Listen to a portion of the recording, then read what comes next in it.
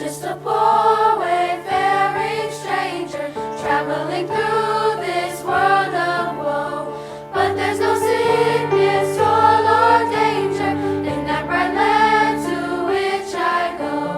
I'm just a poor wayfaring stranger, traveling through this world of woe. But there's no sickness, toil, or danger in that bright land to which I go. I'm going there, I'm going there, I'm going there, no more to roam. I'm going there, I'm going there, I'm just a going over home.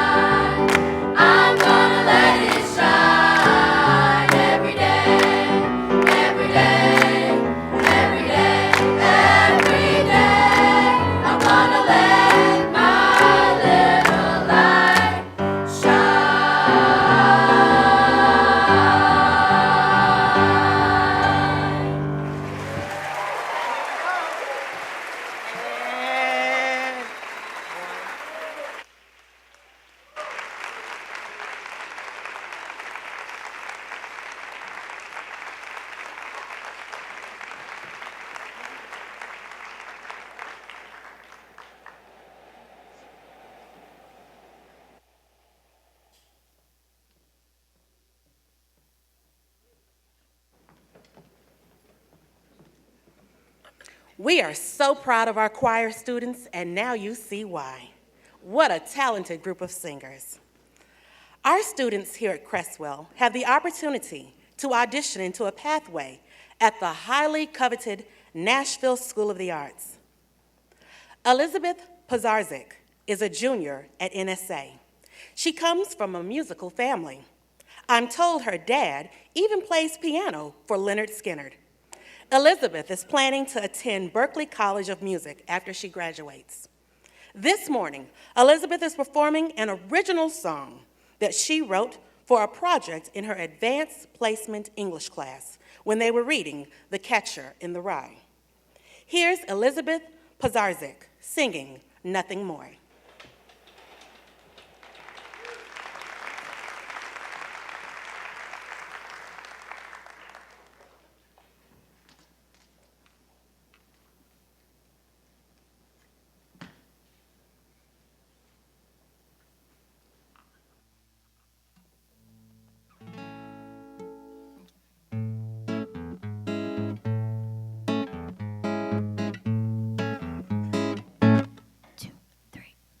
Nothing more than the least I hold in my chest,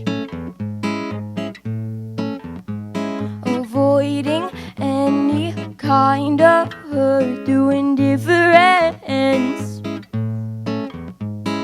keeping myself in the protection of not showing my mind, complete isolation.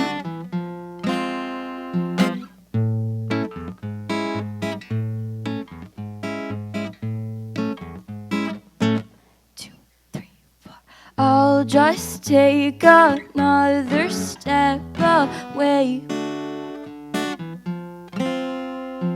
take control, make myself not feel this way. I'm tired of taking these risks, so I'll turn away and avoid through my own selfishness.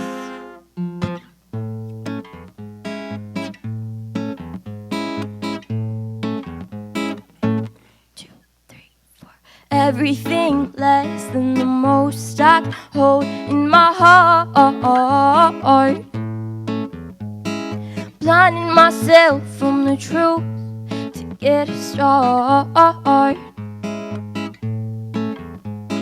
drawing from any possibility of promises which comes with fallibility.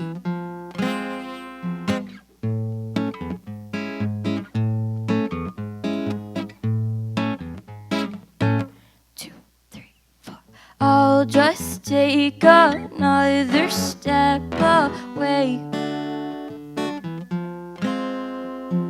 take control, make myself not feel this way. I'm tired of taking these risks, so I'll turn away and avoid through my own selfishness.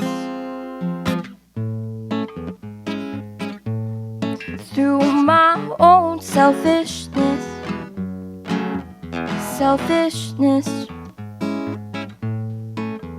nothing more. Thank you.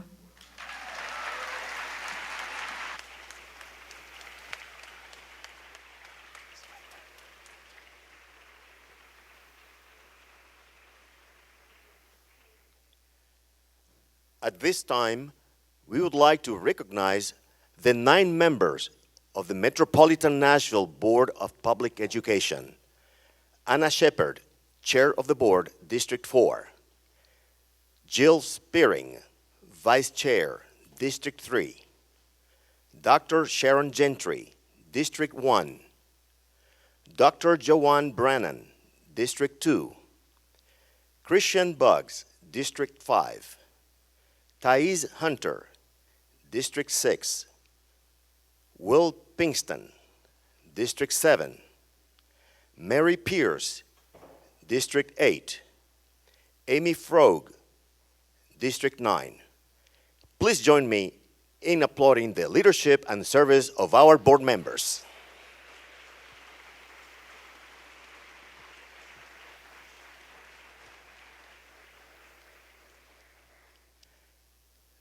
Now, please welcome to the podium Board Chair Anna Shepard.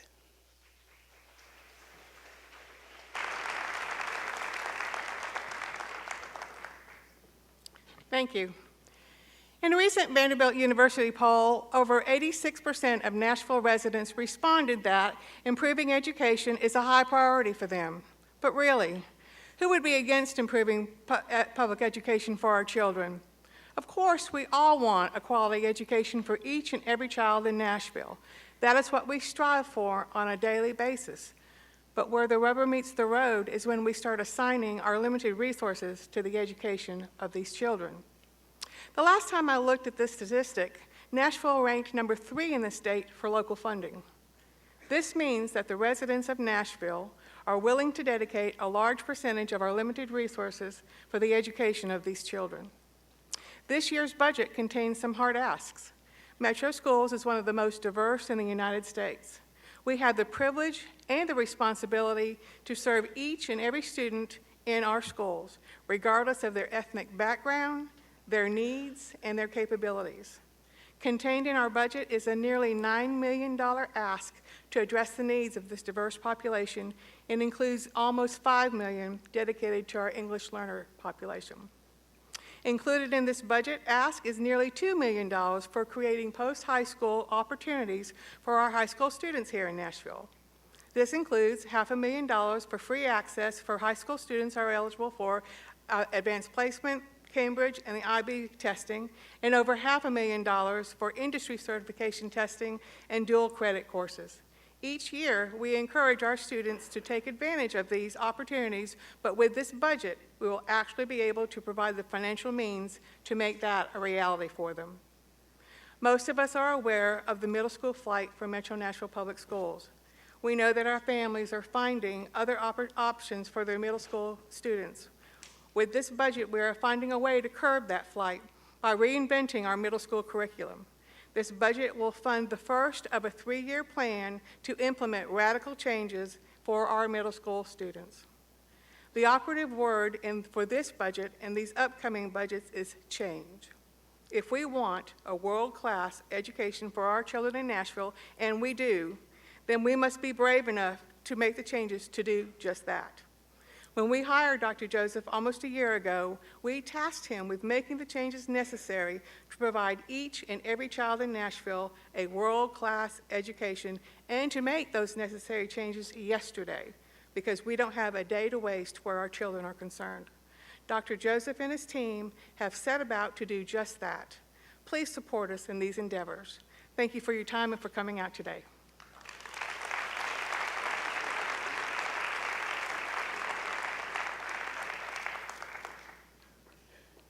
Please welcome to the podium the 7th Mayor of the Metropolitan Nashville, Government of Nashville and Davidson County, the Honorable Megan Berry. Good morning, everybody. It's a pleasure, and it's always a pleasure to hear from Board Chair Shepard. Thank you so much for previewing a little bit of what the request will be today. Thank you also to Principal Lane for welcoming us here to Creswell, and to Roderick for giving us the excellent pledge, the Creswell Choir that we just heard, and Elizabeth, who is a 11th grader at NSA. I'm reminded that Creswell is a pipeline to NSA, and so those beautiful voices that we heard today have an opportunity to go on. I also want to recognize several other officials who are with us. We have Vice Mayor David Briley is with us.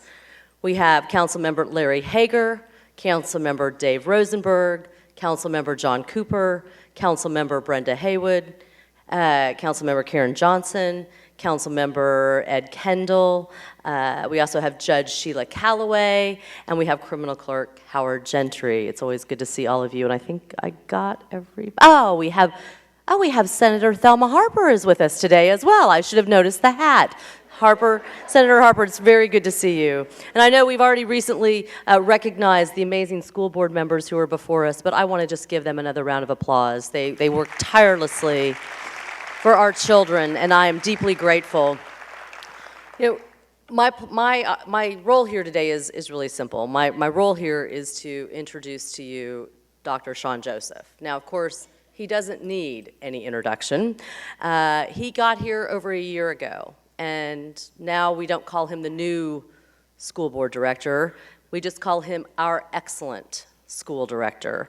And I have to tell you, the process that brought Dr. Joseph to us was a great, great example of the community working together, the school board working together, and we were able to go out and find the exact right person at the right time.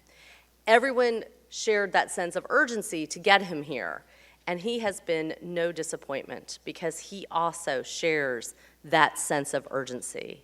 And I know that this strategic plan is going to reflect that urgency, as well as all of the great listening and learning that he and his team have done out in the community.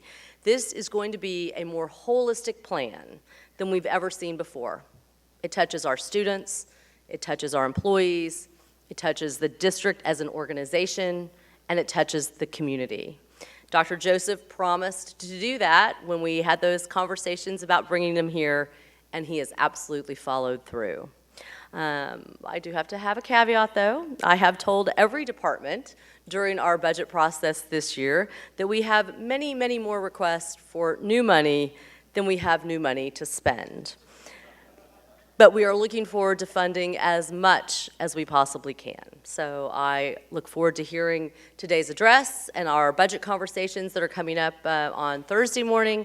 I am deeply grateful for Dr. Joseph's incredibly strong leadership. And now, with his first State of Schools address, please join me in welcoming Dr. Shawn Joseph.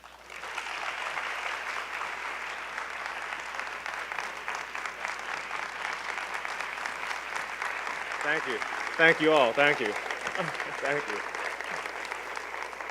Thank you, Mayor Barry, for that kind introduction. I tell you, if James Brown was the hardest working man in show business, our mayor is the hardest working woman in politics, without question. Give her a round of applause. We are so fortunate to have a true education mayor whose path to political career started as a public school parent, and then as an advocate and a PTO leader. Mayor Barry is challenging us to collaboratively partner on those things that we know, research says, makes a difference. Securing jobs for children over the summer, investing in early childhood education, improving our literacy rates, including financial literacy, championing pre-K, fighting for the education of a diverse student body. It is clear to all of us that through her not just through her words, but through her actions, that Mayor Barry cares deeply about doing right by children. It's also clear that we have a public mandate to collaboratively make sure that every single school in the Metro Nashville Public Schools is a great school.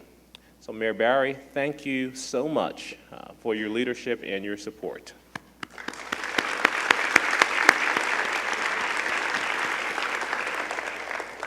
I also want to acknowledge Tennessee Education Commissioner Dr. Candace McQueen, who's here with us today. Under the leadership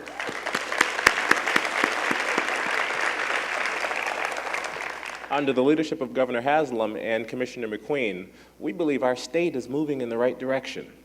They've raised expectations for school districts and students, and they are creating the conditions for school systems to thrive here in Tennessee. Our students deserve an education that makes them competitive on both the national and global level, and we appreciate the state's support in providing that level of excellence for our children. Again, Dr. McQueen, we thank you for your leadership.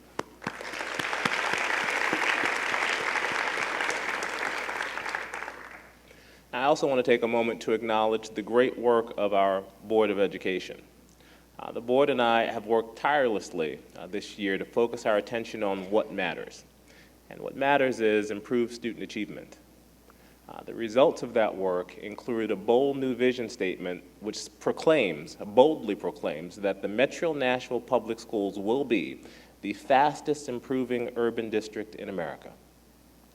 For this to become a reality, the board has accepted the challenge of establishing metrics and ensuring that we monitor those metrics and have resources that are aligned to our priorities.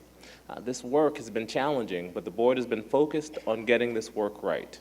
I know there will always be disagreements about how we best accomplish this work, but there is clarity around the urgency that this work needs to happen.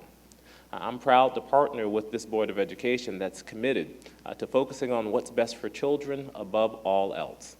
Can we give our board a round of applause for their exemplary work?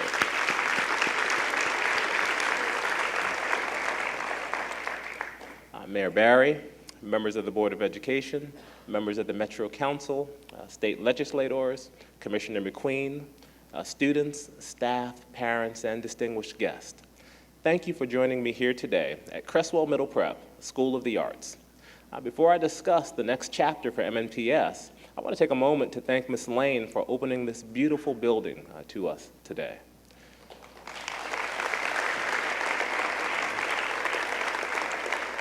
You know, it was only a few months ago that I visited Creswell, and I was so moved by the excellence that I saw in the children here.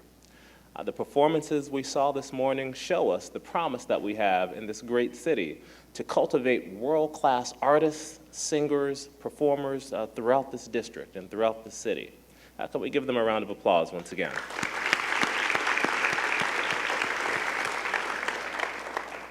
Each student that you saw on stage this morning has a story, and they have hopes and they have dreams. And they have futures that are being written by us at this very moment. I mean, education at its very core, it's about people, it's about lives, it's about finding and growing educators passionate about their craft. It's about identifying potential in our youngest citizens and giving them the space to grow. We have a new tagline in our school system, and it simply says, "We will exceed great expectations." And that tagline connects with the classic tale from Charles Dickens' novel about an adolescent named Pip, who had hopes and dreams for his future. You see, in the halls of our 168 schools, we have thousands of young Pips, children who have hopes and dreams that exceed their current circumstances. This moment is about them and what this school system can do to change their stories. Nashville, this is our moment. We can't hold back. We need to reach deeply within ourselves for our children. We have an aggressive plan, and more importantly, we have a determined spirit. And we're committed to building on the successes that this district has had within the past, and those successes are many. Things like improving graduation rates over time, moving to a student-based budget, increasing academic performance. We have extremely strong teachers and school leaders, the academies of Nashville, high-quality magnet schools and programs, exemplary art programs, as you've seen today here at Creswell and from the young lady from NSA. Multiple opportunities for advanced courses at the high school level, and multiple options for public school choice. To help our students write the stories of their futures, we need to write a new MNPS story, building on what's already great, but acknowledging our challenges and improvement areas. So I want to introduce you to a few people whose stories that you're going to hear this morning.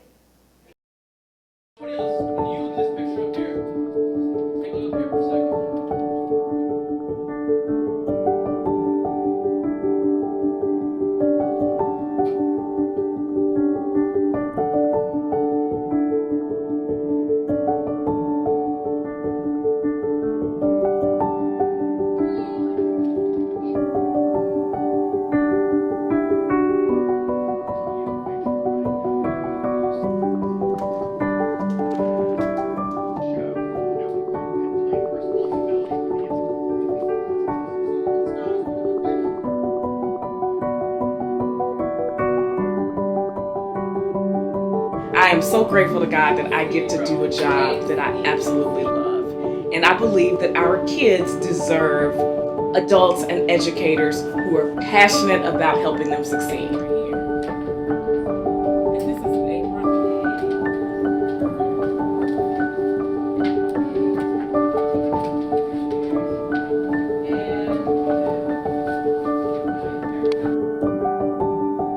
So the ability to have better curriculum, better tools, better technology to even use in that time span would have allowed me to potentially even accelerate even more my opportunities or potential of what I could do in secondary and beyond.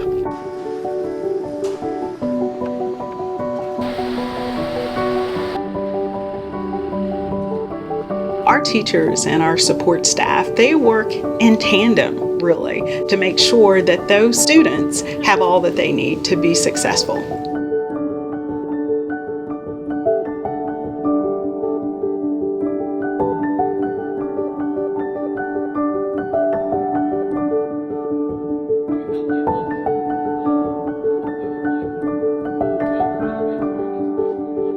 So I see us as having an opportunity to really shine a light on what our kids can do and set a new national standard for English learners.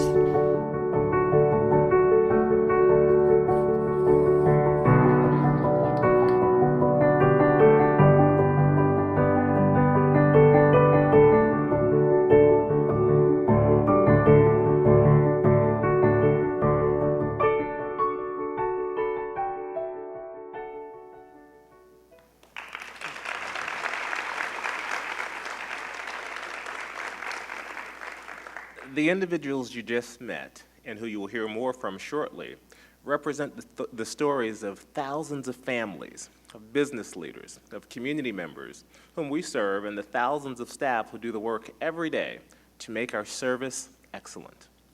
Today, we're going to talk about their stories and about what we can do to make this the best place in America to raise a child and educate a child. It was only 9 months ago that we started a new chapter in our story of this school district, and it began by listening to you.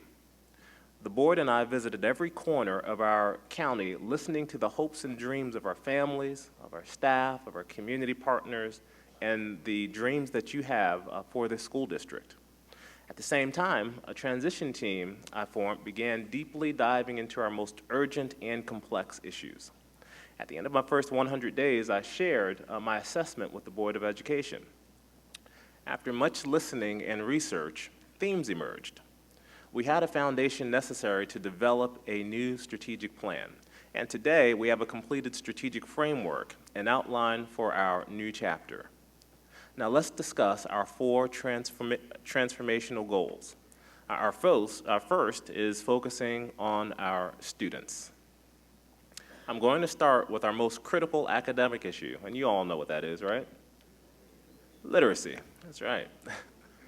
Next year, we've proposed investing an additional $3.4 million in supporting literacy. This is the greatest civil right we can give our children, the ability to read, speak, and comprehend. Literacy is one of those areas that can have a significant long-term impact on a student's educational success and their overall life. When people tell the story of Metro Nashville Public Schools a year from now, I want them to say that our district recognized the importance of literacy.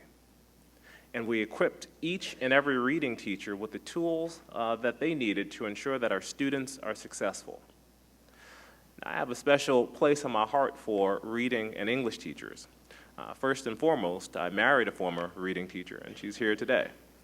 So Chezzy, I want to thank you for all of your support and continuing to remind me that reading teachers matter.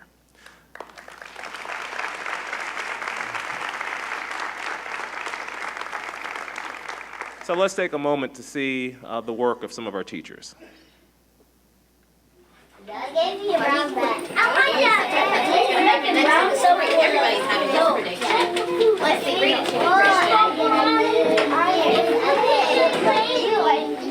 I gave you a brown bag. We right beside both of the bones.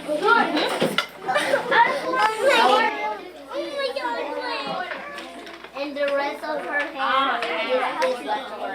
I tried everything to help this little girl. She was very motivated, eager to learn, but she was having trouble learning how to read. Research shows that if kids are not reading on level by 3rd grade, that the likelihood that they're going to graduate from high school goes way down.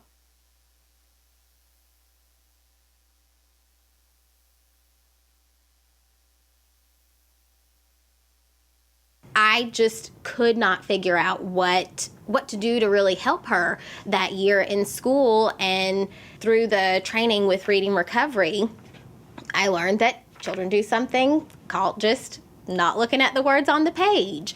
Her little eyes, I mean, it looked like she was reading, but her eyes were either on the picture or, still down in the area of the book, but she literally was just not looking at the words in the book. The teachers in our schools are really the heavy lifters. They are doing so much work and they are working so hard to get our students where they really need to be.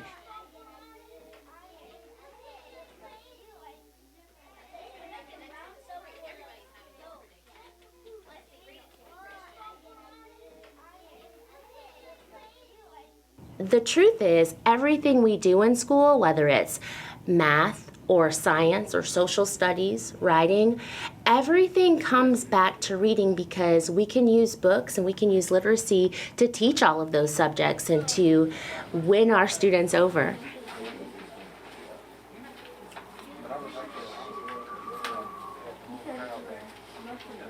So when we build the foundational skills in elementary school, it's so that they can continue in middle school and high school and really go on to have a strong foundation to be career and college ready.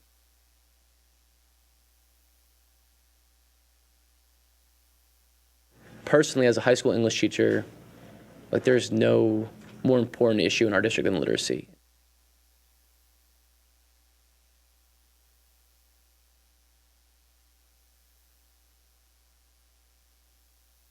So the goal of Project Lit Community is to increase book access and to empower high school students to transform their community through literacy. This was a huge event because people saw what was happening. Becoming a reader is a process that doesn't happen overnight. There are no shortcuts. The only way a student can become a better reader is by reading. The same way when you go to the gym, that's how you're going to get stronger. If you want to get faster, you have to run more. And so getting students to understand that the only way you're going to get better at reading is by doing it. And that's where we start.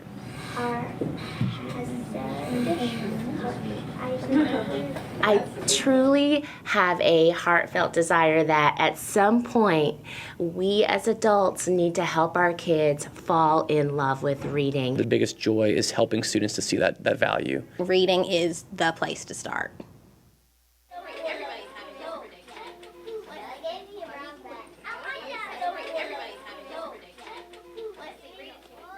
There are many ways that our community can get involved. The first is volunteer. Go read to a class. The second is to contribute. Find an organization that supports literacy in our community and contribute your dollars to that organization. And last and certainly not least, you can be a mentor. Being a mentor to our kids makes all the difference. Together, we can make all of our kids successful.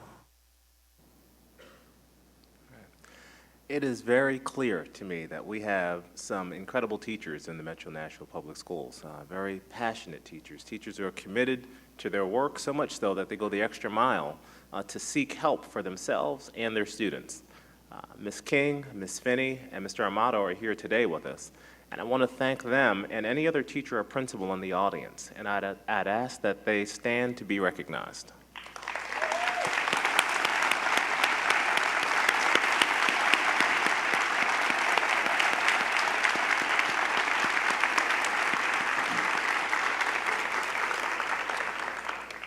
We need to give our reading teachers greater support and help our students succeed with reading. And that's what this budget will do next year. There's funding in our budget for every school to hire a literacy teacher development specialist.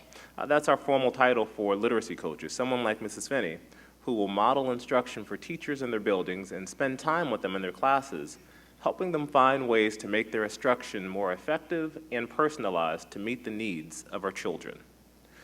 We're going to provide better resources to our teachers as well. Based on a recommendation from our transition team report, we'll be redesigning our scope and sequence documents. We'll be giving teachers better tools to design lesson plans aligned to the state's high standards. If we're going to have high expectations for our teaching staff, and we should make sure we give them a high level of support to match it. Predictably, Our students who struggle the most in reading and language arts are those with limited English proficiency and those from low socioeconomic backgrounds. The diversity of Nashville is one of our greatest strengths. It's a cornerstone of our city's story. And we're growing more and more diverse every single day. It's our responsibility as a school district to ensure that our new American children, just like all of our children, are prepared for success in life. Let's take a look at one of their stories. Good. Thank you. You're welcome. Good morning. Good morning. Nashville has one of the most dynamic and diverse populations in the United States.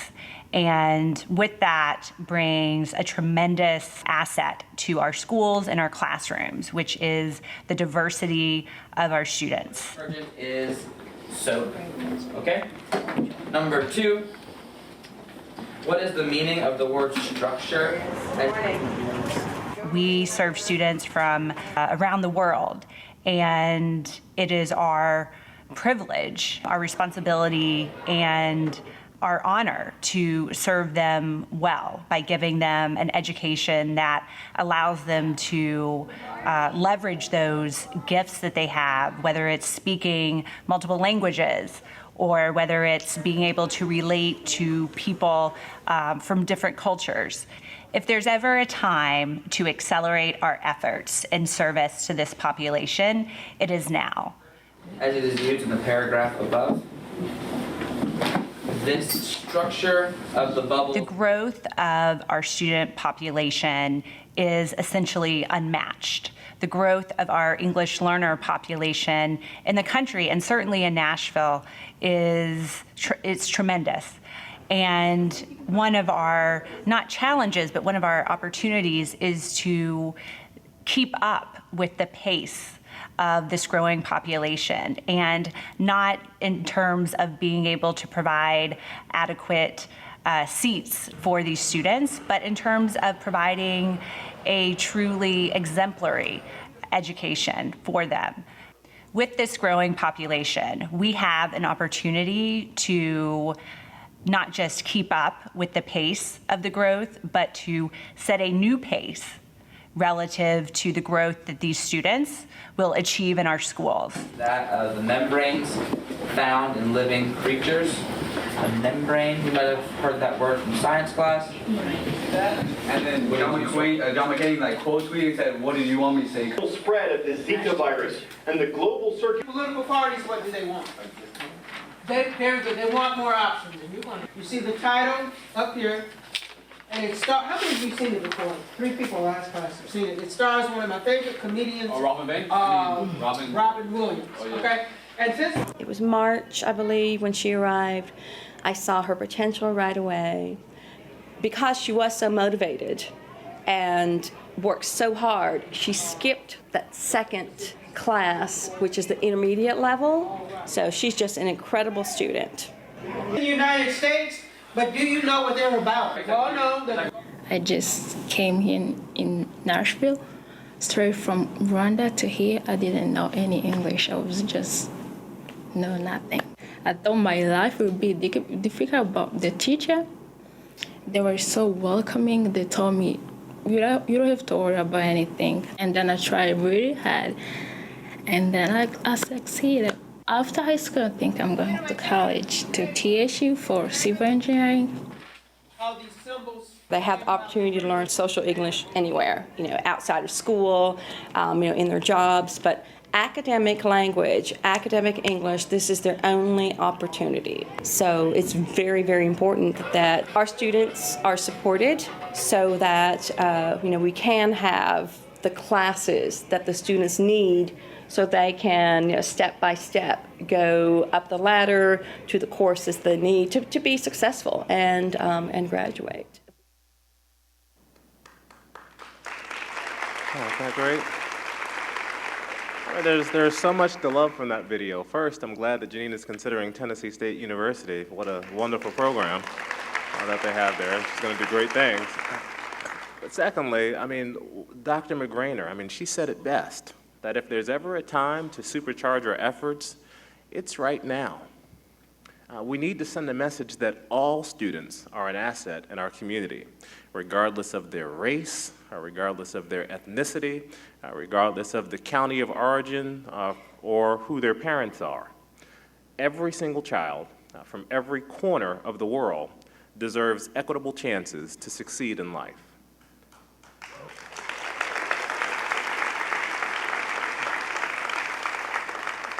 Janine's story is a shining example of that. And there are thousands of other stories like hers across our school district. This year, I'm proposing that we spend an additional $5.7 million on services for our English language learners. We will hire more than 30 new English language learner teachers to accommodate this growing population of students and equip them with the necessary professional development and support that they need to thrive. And we'll expand wraparound services for our families supporting our English language learner students. Things like more after-school tutoring, more summer opportunities, and nearly 20 new translators so that language isn't a barrier for new American parents to be informed and engaged in their children's education.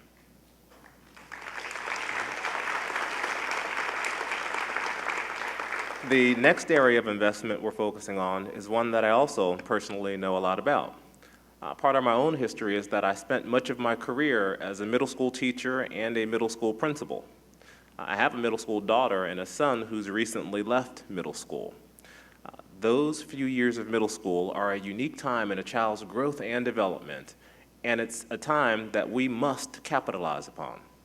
We must provide our young adolescents with an education that sparks their curiosity and challenges them.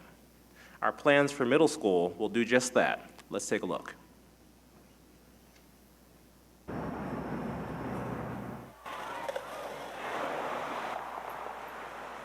Nashville's a creative environment, and engagement in that arts program stimulates that creativity, which leads to greater opportunity for young people. Well, this Chandler. Where are you going? My family moved here when I was 7. So I started, really in the 2nd grade, starting in public schools here in Davidson County.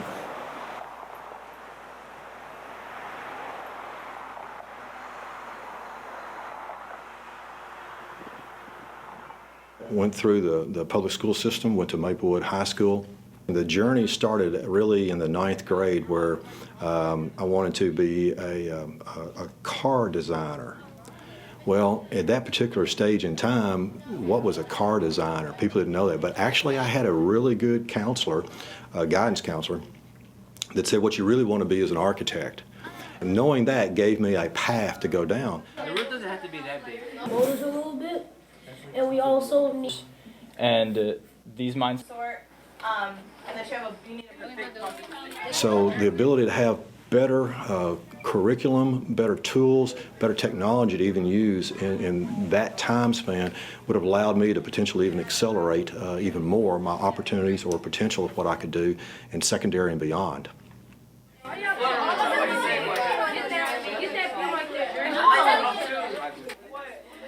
Part of what I think has helped Nashville be successful has been the ability to bring in industries and technology to be able to work with our existing companies. As Nashville has done that, it's for a couple of reasons. One, to help us grow as a community, but really that doesn't happen unless the individual has the opportunity to grow. And the ability to say we're equipping our students, we're equipping and bringing in those kinds of activities means we're going to actually grow a workforce that allows us to continue to grow as a city and as a region. So this is hand in hand with what we're trying to do from a business perspective and actually have a continued growth for our region and for the city of Nashville. Ready for the drop?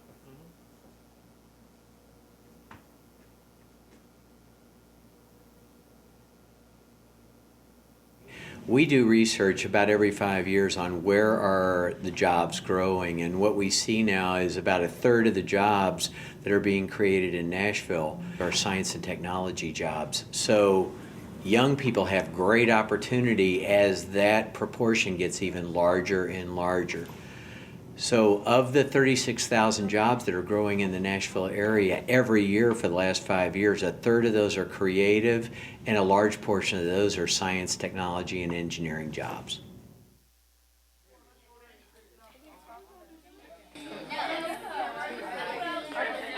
This is preparing our young people to exploit the future in a prosperous way, and MNPS is doing a great job of advancing this idea. So installing this curriculum at the middle school level really takes advantage of a student's newly found motivation and their newly found capabilities.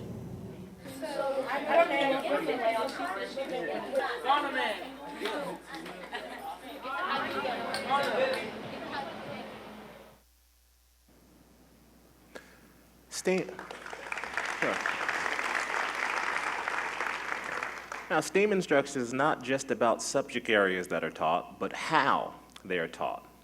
It's centered around project-based learning and developing skills to problem solve. Any well-rounded 21st century student needs to be able to think critically, to develop innovative solutions to problems, to have an appreciation for the arts, and to recognize the beauty and wonders of nature. Through the lens of STEAM, our students will see how they fit into our complex world and develop self-confidence by seeing the value that they bring. This is not about putting a new name on something. It's about embedding new instructional practices and curricula and existing projects and lessons that will inspire more of our students to greater heights, the way James Bearden was inspired during his Metro Schools education. This coming year, we intend to invest $5.9 million in the first of a three-year implementation plan. We'll start with the schools that already have STEM-related programs and build on what exists by making it more meaningful for staff and students. Recently, we were informed that Rose Park STEM Magnet School has been designated as one of America's best urban schools by the National Center for Urban Transformation. So at this time, we want to thank Mr. Blankenship and his staff. Over the course of the next 5 years, we want all of our middle schools to receive such a designation.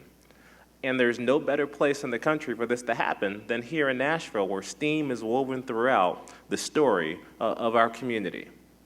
In addition to our work with STEAM across all three tiers of schooling, at the elementary level, the middle school level, and the high school level, we need to ensure that we're capable of a higher level of work being given to students who are able to handle a higher level of work, just like Emily and Allison heard.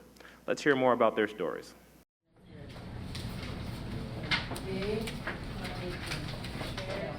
L'étoile de concert, la crème solaire, la crème solaire. Really? That's for their headquarters now.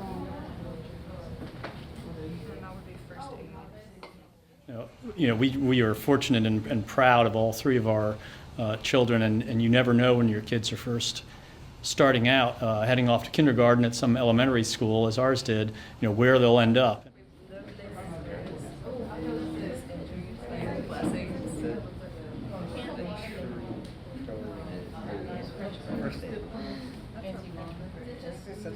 We were very fortunate to live in the zone for Hillsborough, which offers the International Baccalaureate program. Therefore, when our daughters who were in private school, have also been in public, but were in private school, we already had experience with both of these schools, and one actually decided to enter the lottery to get into Hume-Fogg, and she won, as many Metro families feel when in fact they do have a child number pulled.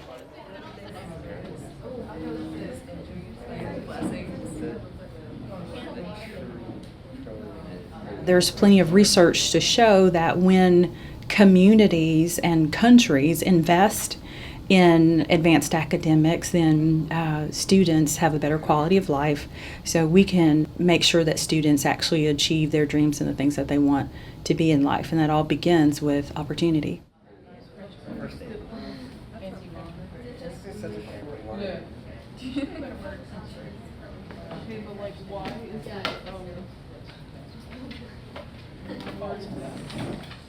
The Nashville community should be very excited about these new changes that we have happening with identification and our service model, including the advanced academic resource teacher. It's an opportunity for us to still have our programs, our wonderful Encore program, but to provide special supports for high ability students who maybe haven't quite qualified for Encore, and then to increase the rigor in school environments all across the district.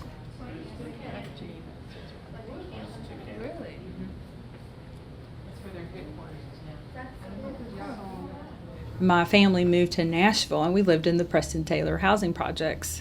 My mother was always telling us, the 4 kids, that we need to get our college degree, we need to do well in school. And of course we all took that to heart. We all have our college degrees, but it wasn't until I was afforded some opportunities to dig into advanced academics that I really began to love school. And when students are exposed to different opportunities, it can really change their lives, just as it did mine. I think it's important when we're tapping into potential that we do a better job of identifying students. Identifying all students in all cultural backgrounds is important. We have a problem with balancing demographics. The district is about 70% Hispanic and African American, but the Encore program is 70% white. So we started with community outreach, talking to families about how they can receive advanced academic services, and we've also made an effort to work with teachers and principals about the characteristics of gifted and talented students.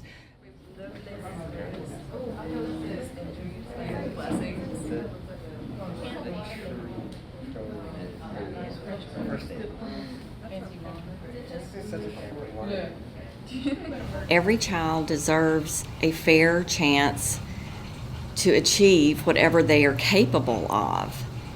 I just think it's the fair thing to do. Yeah.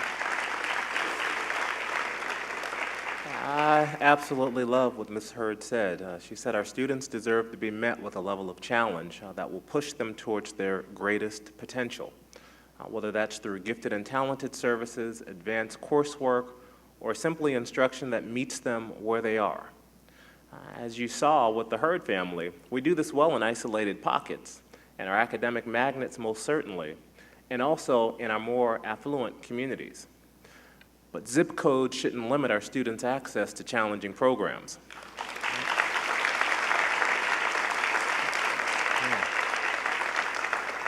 Potential can live anywhere. Smart kids live anywhere. And in this moment, we can do better for those students too.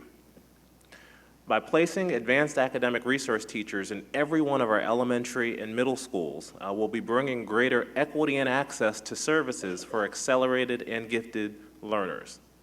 We'll also do a better job of identifying these children among underrepresented populations.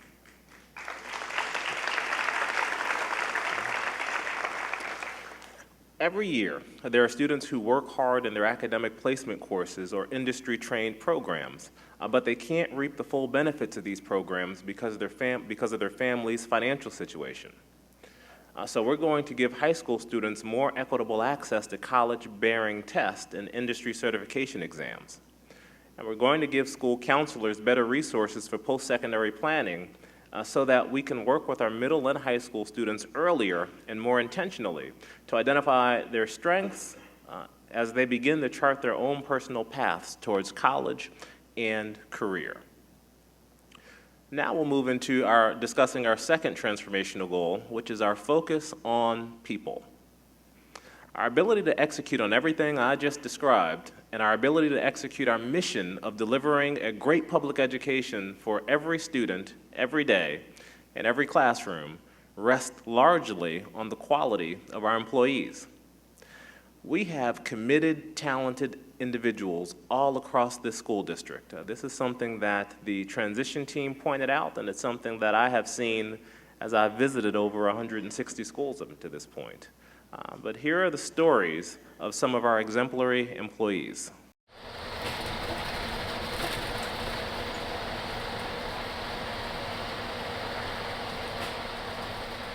We have over 10,000 employees here at the Metropolitan Nashville Public Education System, and each and every one of them work hard every day to do the best that they can do to make a difference for our kids.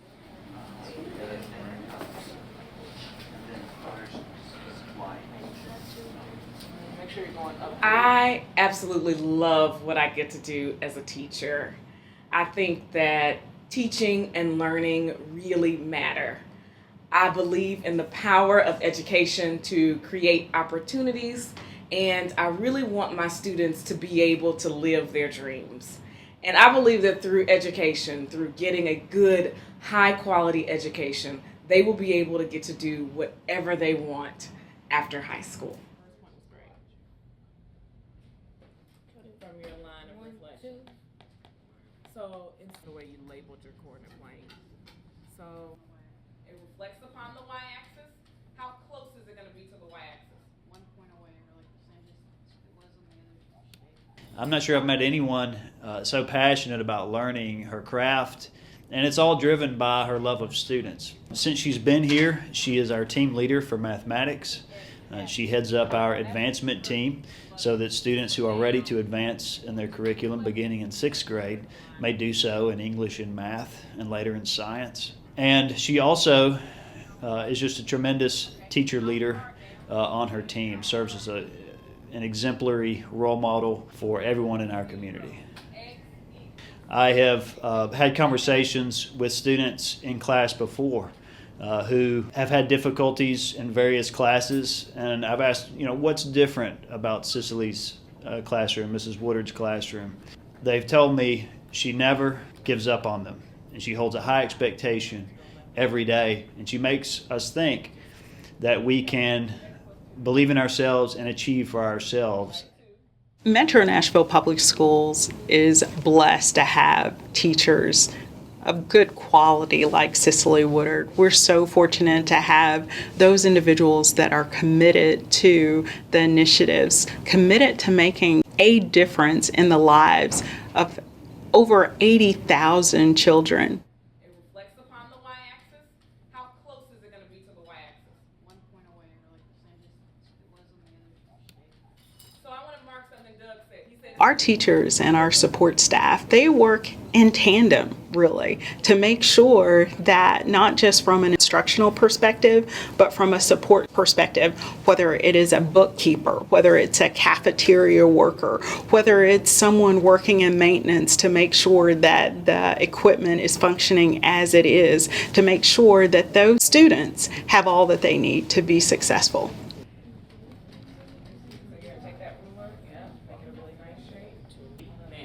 We're taking this one and reflecting it so that it's in quadrant. So you're taking your shape and moving it down. Where's your A prime going to be? I believe that our kids deserve adults and educators who are passionate about helping them succeed. I believe our kids deserve to be around people who are champions for them and who want them to be their best selves, who want them to be prepared for their life. And that's why I show up, because I believe in our kids, and I believe that they deserve the absolute best.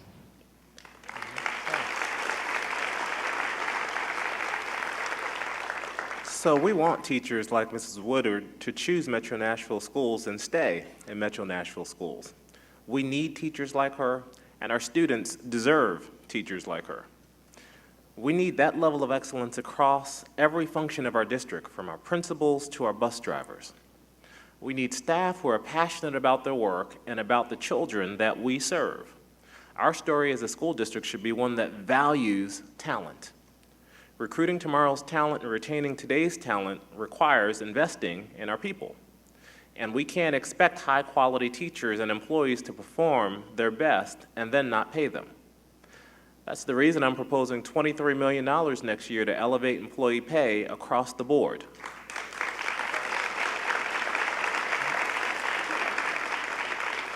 That includes a 3% cost of living and a salary step on all salary schedules. Pay is important, but it isn't all. I'm sure you've heard the saying, people don't leave jobs, they leave managers. Every school needs a high-quality principal at the helm, and we can't leave that to chance whether or not we'll find enough good leaders to fill those important roles. We should be building them from within. And that's why we're investing in a principal development pipeline as well as additional capacity in our human resources department to adequately support employee recruitment and retention. Our third transformational goal focuses on our organization. Our strategic framework lays out our vision, our mission, our values, our goals, our strategies, and high-level actions that write our next chapter as a school district. Executing on this strategic plan will require excellence and accountability at all levels of the organization. Excellence should describe everything that we do, and we should accept nothing less because our children deserve nothing less. As we demonstrated in this first 9 months, we won't be afraid to course correct. Going forward, we have to know where we are in reference to where we need to be in order to gauge our progress and know when we need to change course. Defining those metrics is the next phase of our strategic planning work. Over the course of the next few months, the Board of Education and I will be establishing baselines for the data we will monitor to measure our success, setting targets, developing a reporting timeline, and developing project and action plans. Our community is holding us accountable, as you should, but no one should hold us to a higher standard than we hold ourselves, and we're committed to doing just that. Our fourth and final transformational goal is strengthening our collaboration between our community and us. Nothing, and I mean absolutely nothing, gives me greater optimism about our future than, at this moment in time, than the support that we have from our community. This is an ambitious 3-year plan, and this year's budget proposal will require us to shoulder the responsibility for success. The entire Nashville community will need to be involved with us to help us implement our priorities. Mayor Barry said it earlier when she mentioned literacy, and she simply said, "We can't do this alone." And we know we don't have to, because we have the supports here, and they're supports like I've not seen anywhere in the country. Community collaboration has built much of the Nashville story. And so when I arrived here, collaborative work was already underway to have nonprofits, philanthropic leaders, business leaders join hands in an unprecedented partnership with the Mayor's Office and our public library system to develop a citywide strategy to support our literacy work. We must leverage more of our community assets in a similar strategic way because the assets here in Nashville run deep. But having partners willing to step up and using those partners effectively are two different things.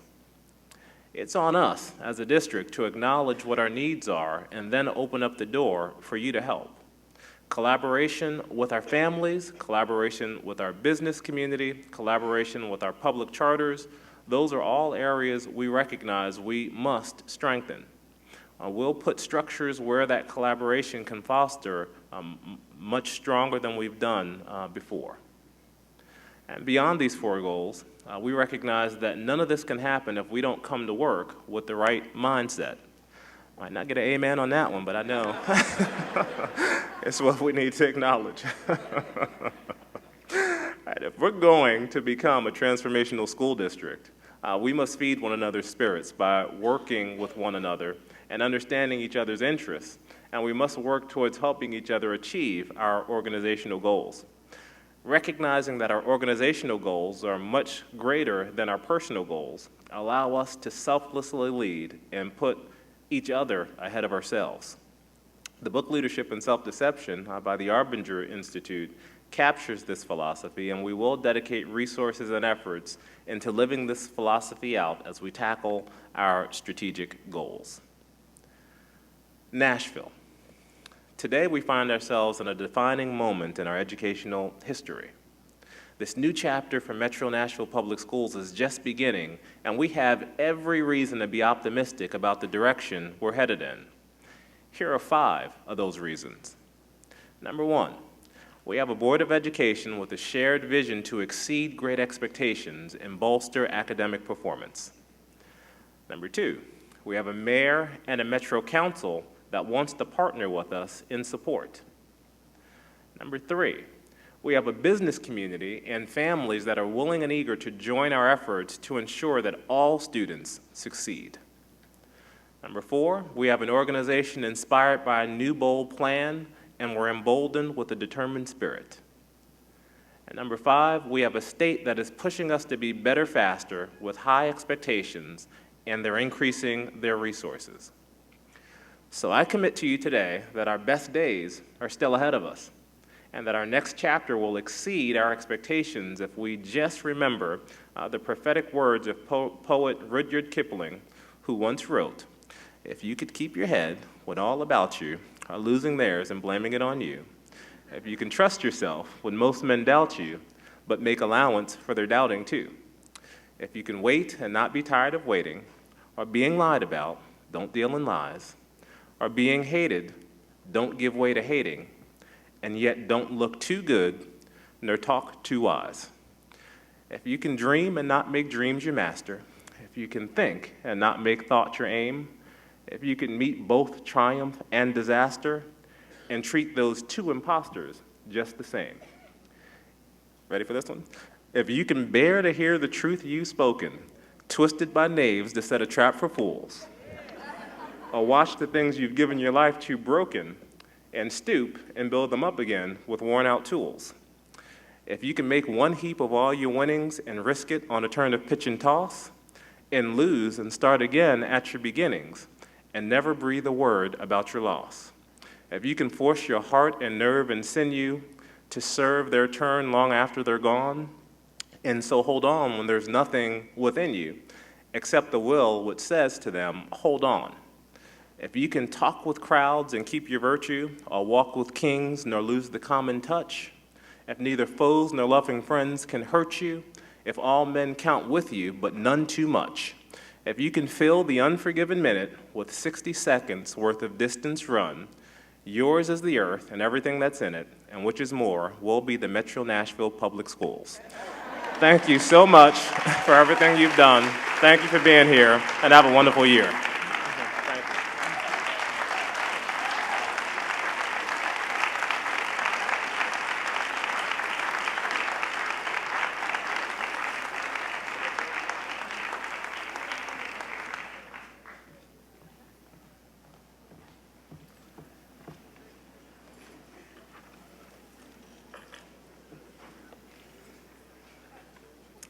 Thank you all for being here this morning.